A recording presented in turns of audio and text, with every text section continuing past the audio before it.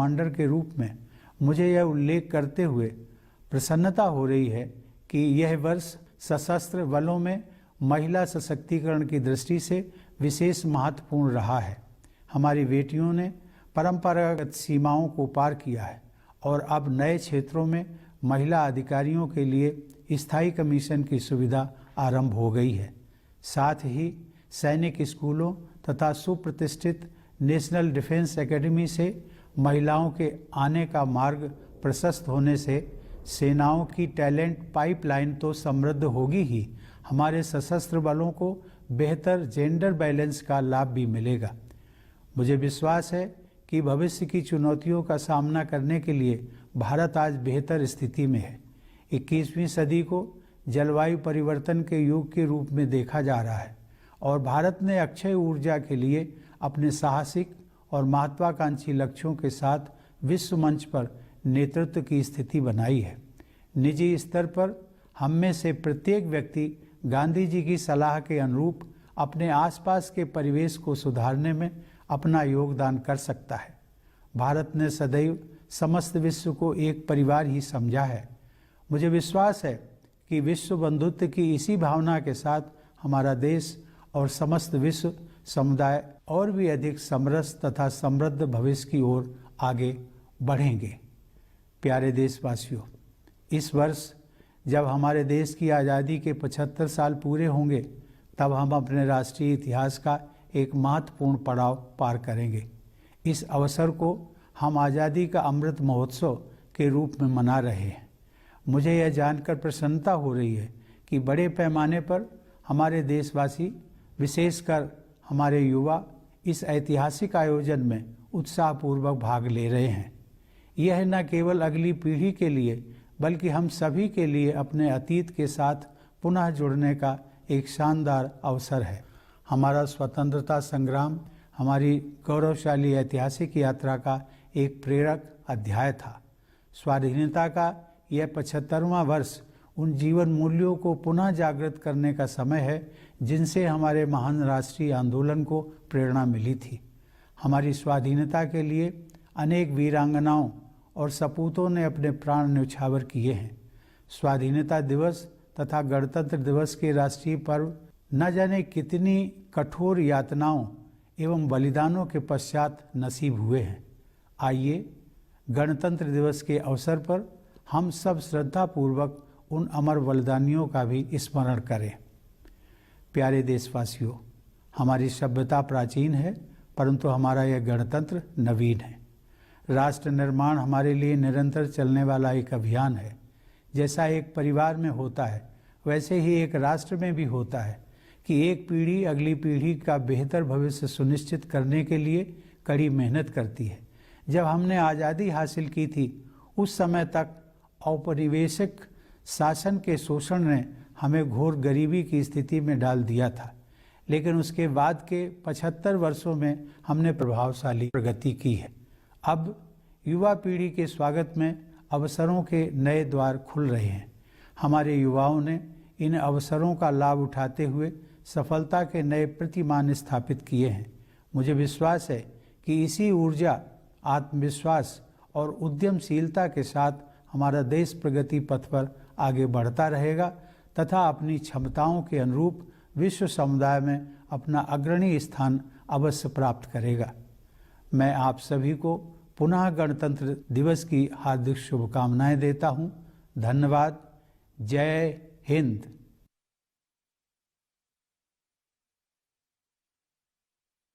Dear fellow citizens, Namaskar. My heartiest greetings to all of you in India and abroad on the eve of the 73rd Republic Day. It is an occasion to celebrate what is common to us all, our Indianness.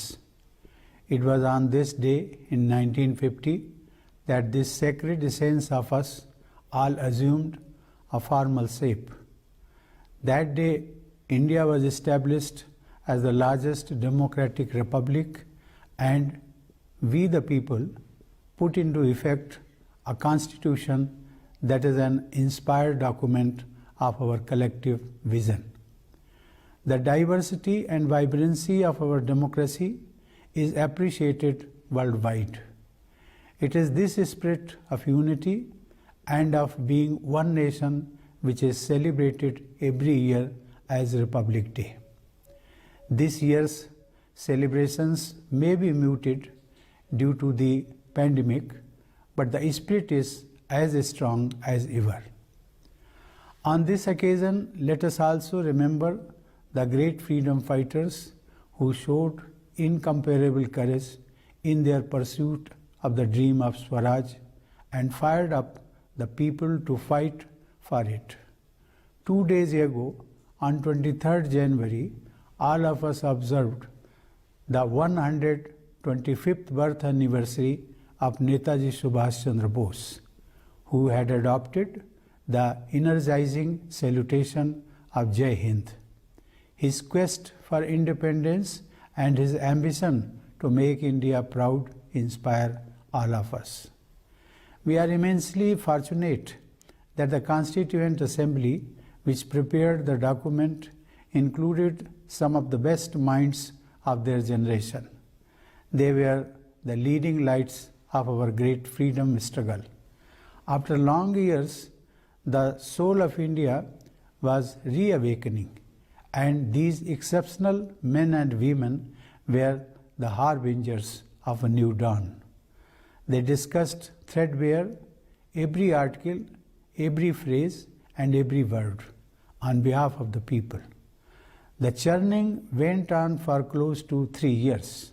Eventually, it was Dr. Babasaheb Ambedkar who, as chairman of the drafting committee, prepared the final version that has become our founding document.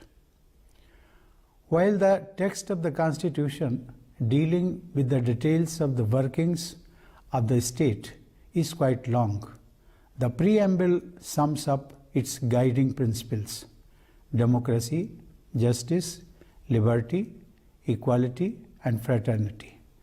They form the bedrock on which our republic stands. These are the values that form our collective inheritance. These values have been accorded primacy in our Constitution in the form of fundamental rights and fundamental duties of the citizens. Rights and duties are two sides of the same coin. The observance of the fundamental duties mentioned in the Constitution by the citizens creates the proper environment for enjoyment of fundamental rights. By fulfilling the fundamental duty of rendering national service when called upon to do so, crores of our people have transformed the Swachh Bharat Abhiyan and the COVID vaccination drive into mass movements. A great deal of credit for the success of such campaigns goes to our dutiful citizens.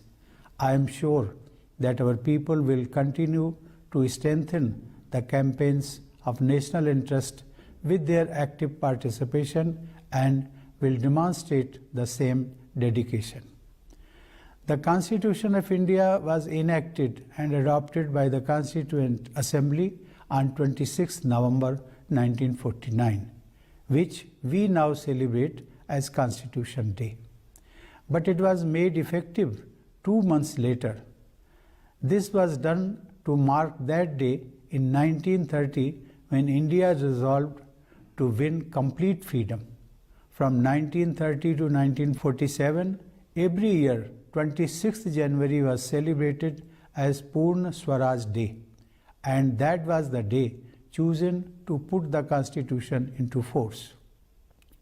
Writing in 1930, Mahatma Gandhi had advised fellow citizens how Purna Swaraj Day was to be celebrated.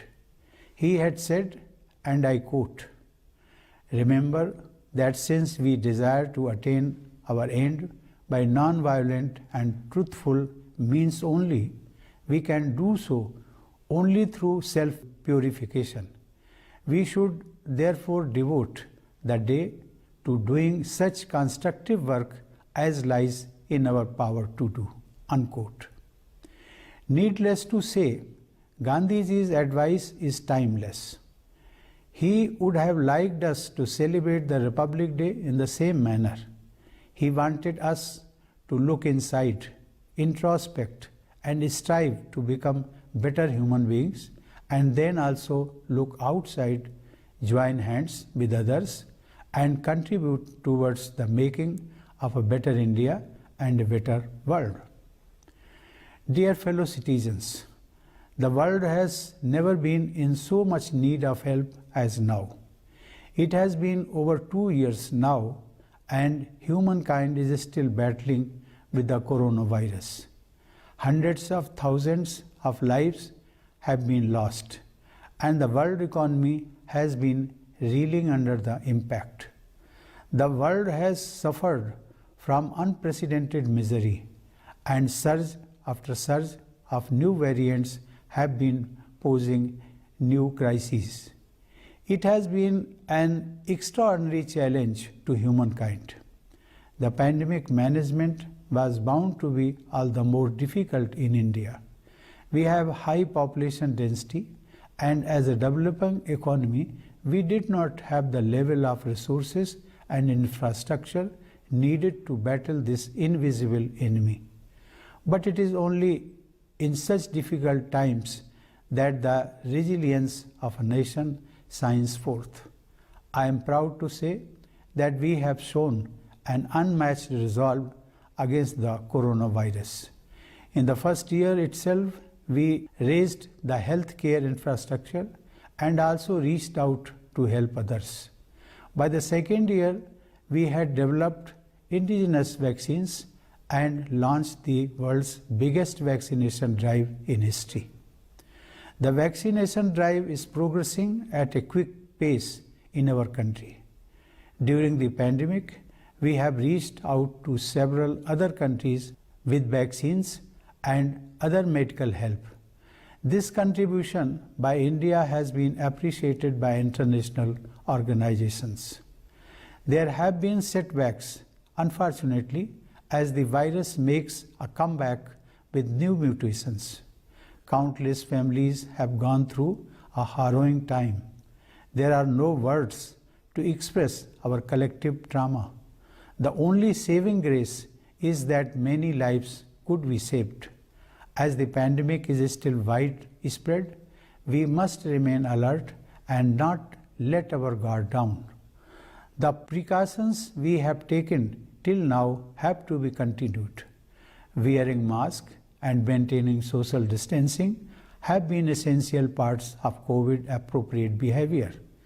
In the fight against the COVID pandemic, it has now become a sacred national duty of every citizen to follow the precautions suggested by our scientists and experts. We have to discharge this duty till the crisis is behind us. Our time of crisis has also made us appreciate how we all Indians are connected as one family. The time of social distancing has brought us close to each other. We have realized how much we depend on each other. Doctors, nurses, and paramedics have risen to the challenge, working long hours in difficult conditions, even at the risk of their lives, to attend to patients. Others have kept the nation moving, managing supply chains and utilities. The leadership, policymakers, administrators, and others at the central and state levels have made timely interventions. Due to such interventions, the economy is on the move again. It is a testimony to India's spirit in the face of adversity that the economy is projected to grow at an impressive rate in this fiscal after going through contraction last year. This shows the success of the Atmanirbhar Bharat Abhiyan launched in the previous year. The government has shown relentless focus on reforming every economic sector and providing a helping hand wherever necessary. The impressive economic performance is made possible due to improvement in the agriculture and manufacturing sectors. I am happy to note that our farmers, especially young farmers with small holdings are enthusiastically adopting natural farming. Small and medium enterprises have played an important role in providing employment to people and imparting impetus to the economy. Our innovative young entrepreneurs have set new benchmarks of success by making effective use of the startup ecosystem.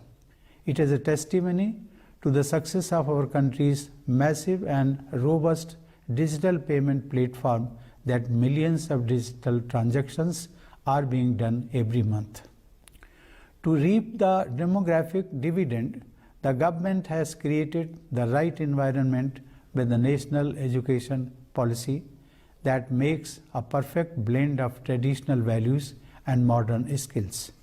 It is gratifying to note that India has found a place among the top 50 innovative economies. It is all the more satisfying to note that we have been able to promote merit while also stressing upon all-round inclusion. Ladies and gentlemen, in the past year, our sports persons also brought cheers as they made their mark at the Olympics. The self-confidence of these young champions inspires millions today. In the recent months, I have witnessed remarkable examples of our people strengthening the country and the society through their commitment and action in diverse areas. However, I will mention only two such instances. The dedicated teams of the Indian Navy and Cochin Shipyard Limited have built an indigenous state-of-the-art aircraft carrier IAC Vikrant, which is to be inducted into our Navy. Due to such modern military capabilities, India is now counted among the world's leading naval powers. This is an impressive example of moving towards self-reliance in the field of defense. Apart from this, I found one special experience very touching. In a village called Sui in Bhiwani district of Haryana, some enlightened citizens who belong to that village have transformed the village under the Swaprerit Adarsh Gram Yojana, demonstrating sensitivity and diligence. This example of expressing affection and gratitude for one's village or native land is worth emulating. There remains lifelong love and reverence for their native land in the hearts of grateful people. This example strengthens my belief that a new India is emerging, a strong India and a sensitive India. Sashakt Bharat, Samvedansheel Bharat.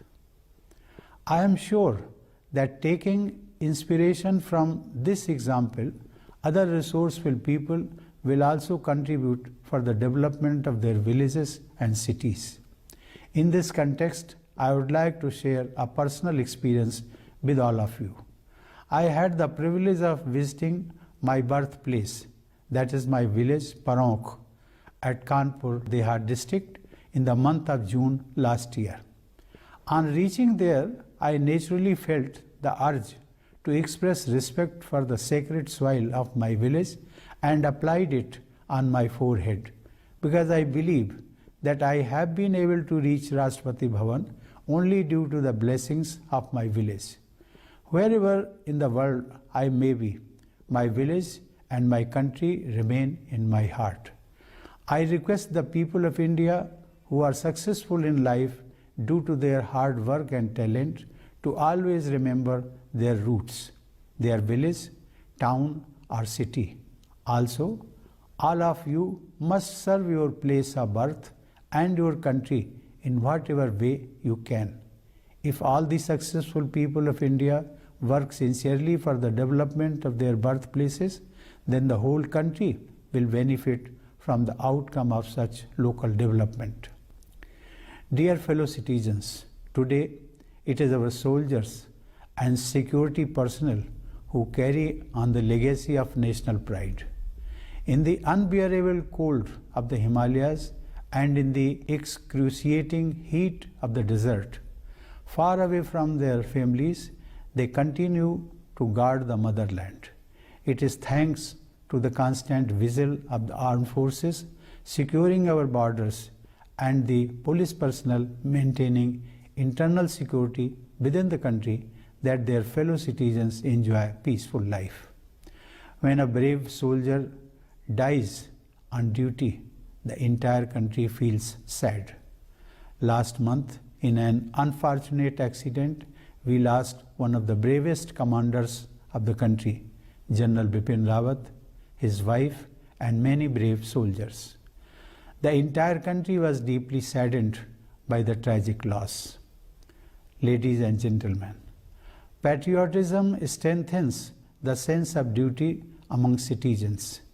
Whether you are a doctor or a lawyer, a shopkeeper or office worker, a sanitation employee or a laborer, doing one's duty well and efficiently is the first and foremost contribution you make to the nation. As the Supreme Commander of the Armed Forces, I am glad to note that it has been a watershed year for women empowerment in the armed forces. Our daughters have broken a glass ceiling, and permanent commission has now been allowed for women officers in new areas. Also, the talent pipeline for the forces will be strengthened with women coming through Sainik schools and the prestigious National Defence Academy. Consequently, our armed forces will benefit from better gender balance. I am confident that India is better placed today to meet the challenges of the future. The 21st century is turning out to be the age of climate change, and India has taken a leadership position on the world stage in showing the way, especially with its bold and ambitious push for renewable energy. At the individual level, each one of us can remember Gandhiji's advice and help improve the world around us. India has always considered the whole world as one family. I am sure that inspired by this spirit of universal brotherhood, our country and the entire global community will move towards a more equitable and prosperous future. Dear fellow citizens, this year, India will cross a milestone when it completes 75 years of independence. We are celebrating this occasion as Azadi Ka Amrit Mahotsav. It is heartening to note that our people, especially youngsters, are participating enthusiastically in a variety of events and programs organized to commemorate the landmark year. It is a great opportunity for not only the next generation but all of us to reconnect with our past. Our freedom struggle was an inspiring chapter in our splendid saga. In this 75th year of independence, let us rediscover the values that animated our glorious national movement. Many men and women laid down their lives for our freedom. Our freedom fighters have suffered unimaginable torture and made countless sacrifices for us to enjoy the festivals of Independence Day and Republic Day. Let us gratefully recall their immortal sacrifices on the occasion of Republic Day. Ladies and gentlemen, India is an ancient civilization but a young republic. For us, nation building is a constant endeavor. As in a family, so in a nation. One generation works hard to ensure a better future for the next generation. When we won independence, the exploitation of colonial rule had left us in utter poverty. But in 75 years, we have made impressive progress. New opportunities await the next generation. Our youth have taken advantage of these opportunities and set new benchmarks of success. I am sure that with this energy, confidence, and entrepreneurship, our country will continue to march ahead on the path of progress and will definitely secure its rightful place, befitting its potential in the global community. I once again wish all of you a happy Republic Day. Thank you. Jai Hind.